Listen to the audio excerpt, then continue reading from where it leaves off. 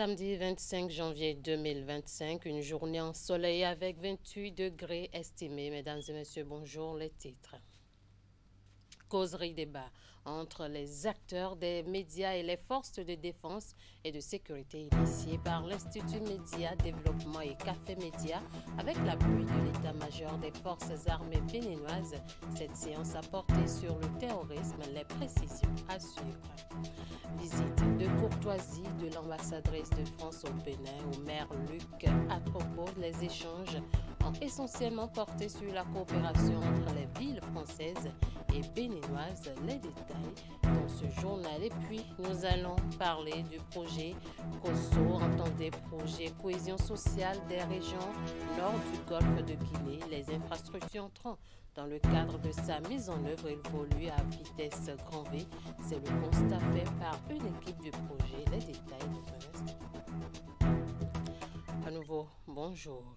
L'Institut Média Développement et Café Média, en collaboration avec l'état-major des forces armées béninoises, ont organisé ce vendredi une causerie débat. Il était question d'explorer les pistes devant favoriser une bonne collaboration entre les acteurs des médias et les forces de défense et de sécurité sur des sujets relatifs à la menace terroriste. Occasion propice pour apporter quelques clarifications sur les écrits de certains médias au lendemain de l'attaque du 8 janvier. Le point des discussions dans ce reportage signé Idrisso Boukari et Elvis Tonoukoua. C'est la guerre et la guerre des effets collatéraux. Le rôle et la responsabilité des médias dans le contexte de menaces terroristes au Bénin est au cœur de cette causerie débat. Les panélistes sont des hommes bien connus du monde médiatique avec une expérience avérée. Le porte-parole de l'état-major des forces armées béninoises va planter le décor avec une présentation de la réponse cinétique à la menace terroriste et les différents dispositifs mis en place par l'armée béninoise depuis la première attaque subie par le Bénin en mai 2019 au parc national de la Pendjari. Vous avez une force, celle de pouvoir déconstruire la propagande terroriste. Le terroriste, qu'est-ce qu'il fait? Il pose un acte d'éclat et il utilise les médias sociaux et si les professionnels de la presse ne sont pas professionnels, ils envoient les médias sociaux pour pouvoir insuffler la terreur justement que le terroriste veut au niveau de la population. Vous êtes un bras que nous devons avoir pour pouvoir déconstruire cette propagande. Il y a celui qu'on appelle Malik Boumina. L'initiative est de l'Institut Média Développement et Café Média en collaboration avec l'état-major des forces armées béninoises. Les médias ont le devoir d'accompagner les efforts du gouvernement et les forces de défense et de sécurité, diront les communicateurs. Au professionnalisme, il faut y ajouter désormais le patriotisme. Nous devons faire une presse patriote sur cette question. Ça ne veut pas dire qu'il faut se refuser de dire ce qui est, mais il faut se garder de mentir et d'alarmer. Si Cotonou et Porto Novo existent, c'est parce que les gens empêchent à Porga, à Karimama, à Medekali et autres, à ces terroristes d'avancer. Donc, chers confrères, nous avons une énorme responsabilité. Parce que lutter contre le terrorisme, la grande partie, c'est dans la prévention. Et la prévention, c'est notre rôle.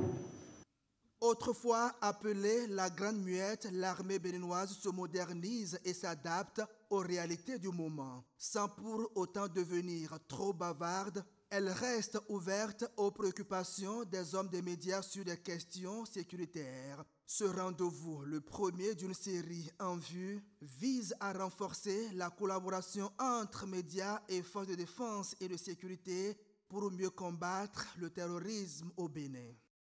Nous parlons toujours médias, c'est sous le signe de l'innovation que le quotidien La Nation a effectué jeudi sa rentrée thématique au titre de l'année 2025. Le thème de cette troisième édition, cadre de vie, urbanisme et défis écologiques. Le but visé par le quotidien national d'information est de proposer à son lectorat un paquet de contenus informatifs sur ce sujet d'actualité. Hugues Fingbe.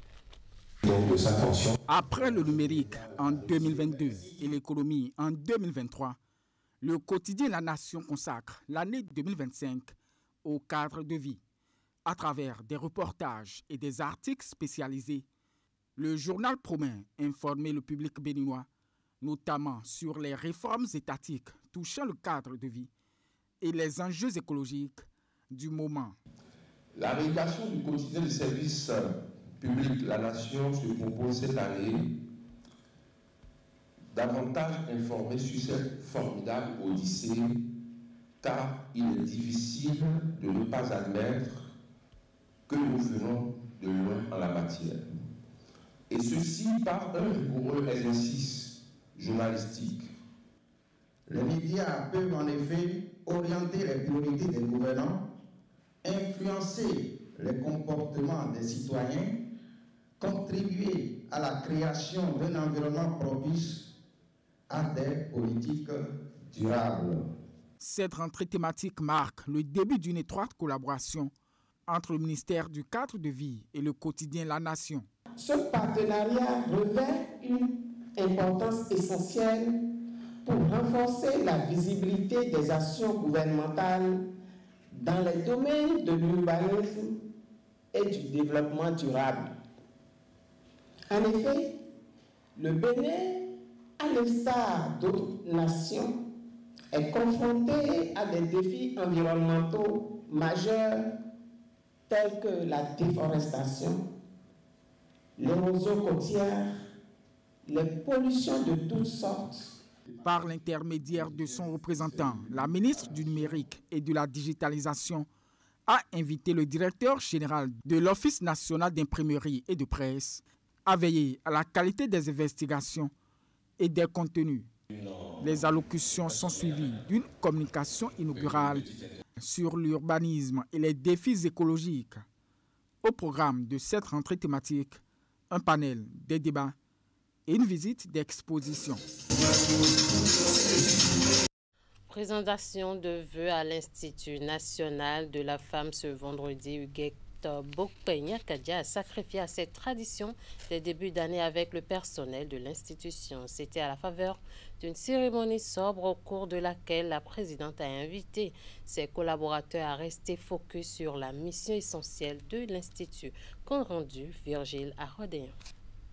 La mission de l'Institut national de la femme, œuvrer à la promotion de la femme au plan politique, économique, social, juridique et culturel, aussi bien dans les sphères publiques que privées, et lutter contre toutes les formes de discrimination et de violence à l'égard de la femme, sera davantage visible au cours de cette année 2025.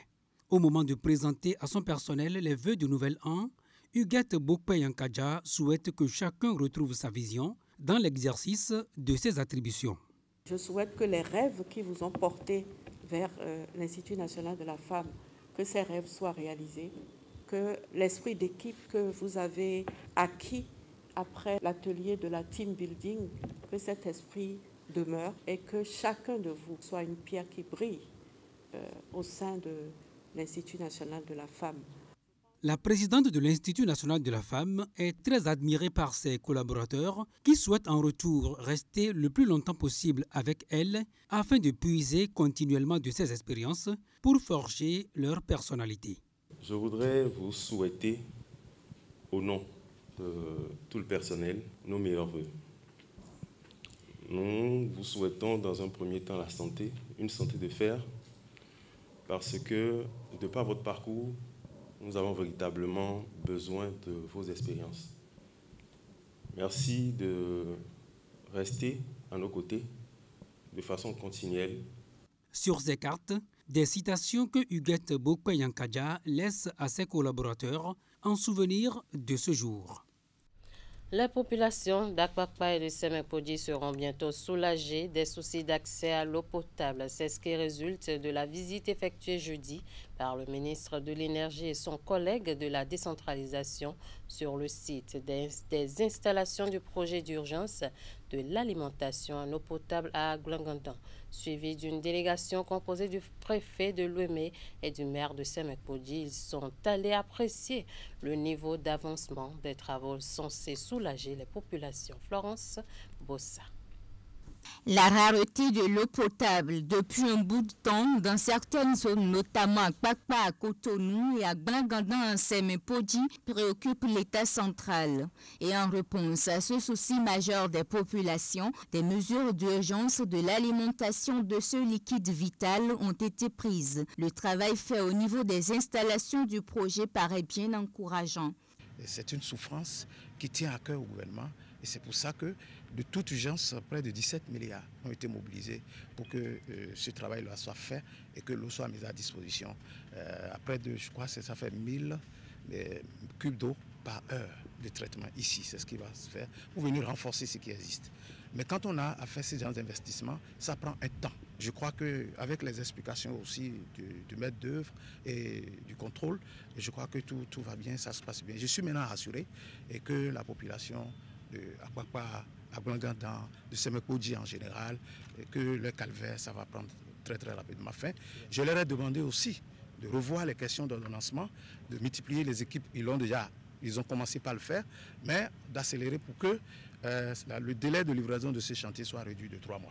Les travaux ont été lancés il y a quelques mois en arrière et devront être livrés conformément aux termes contractuels en octobre prochain. La délégation en visite sur les lieux insiste sur la célérité des travaux afin que les habitants de cette partie du littoral et au-delà retrouvent le sourire.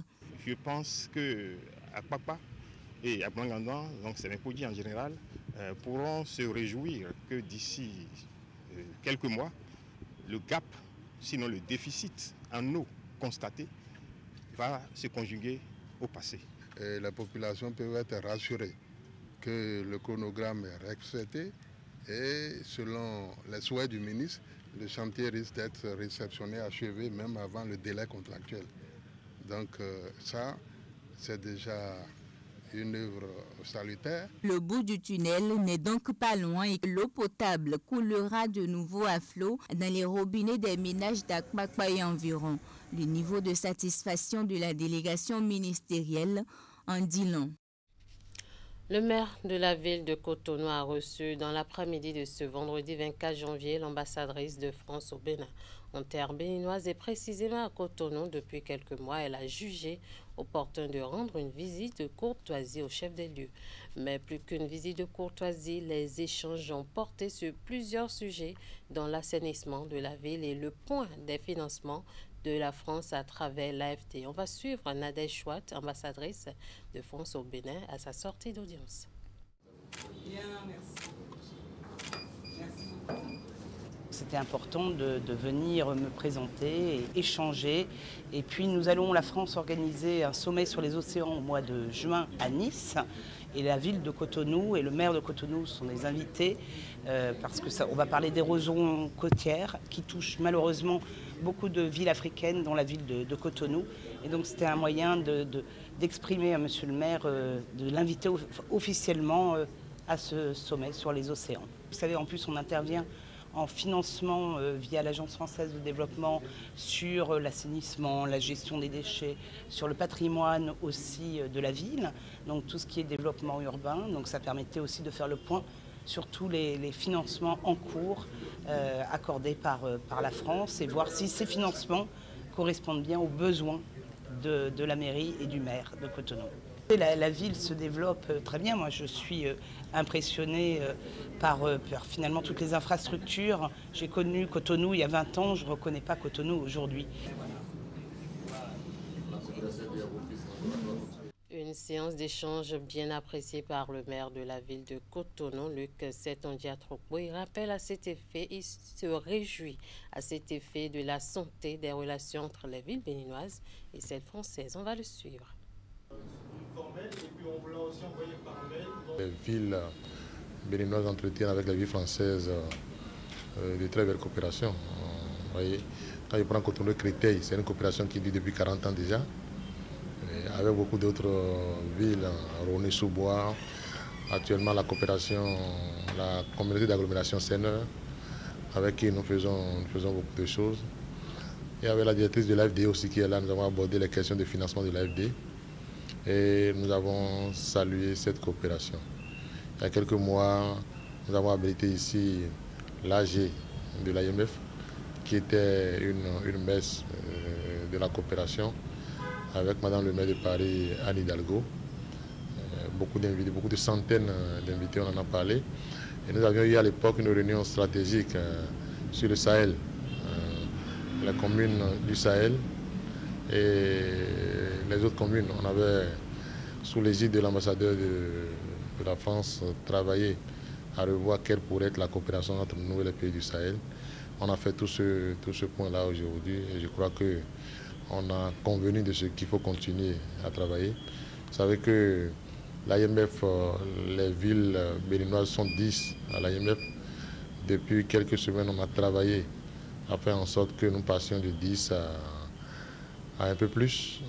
Voilà. Donc cette autre ville béninoise seront désormais membres de l'IMF. On a discuté de tout ça là. Et je remercie Madame l'ambassadrice et je crois très bien que nous sommes repartis pour travailler entre Cotonou et les villes françaises, mais aussi entre les villes béninoises en général et les villes françaises. D'un ambassadeur à un autre, celui de la République populaire de Chine a pris fonction au Bénin. Zhang Wei est officiellement installé dans ses fonctions le 22 janvier à l'ambassade de Chine. Son cheval de bataille, la coopération sino-béninoise. On retrouve Florence Bossa pour le compte rendu. Devant les corps diplomatiques et autorités consulaires accréditées au Bénin, le nouvel ambassadeur de la République populaire de Chine est officiellement entré dans ses fonctions. Wei Shang, après avoir foulé sa terre d'accueil, est impressionné par les nombreuses réalisations entreprises par le gouvernement de la rupture. Il entend non seulement poursuivre la dynamique de son prédécesseur, mais aussi enrichir avec les autorités béninoises l'esprit de coopération afin de consolider les relations stratégiques entre les deux nations. Je m'engage en m'appuyant sur les bases solides établies par mes prédécesseurs, grâce au soutien des amis des différents milieux, à remplir mes responsabilités avec diligence, assiduité, afin de porter le partenariat stratégique sino-béninois à un niveau toujours plus haut.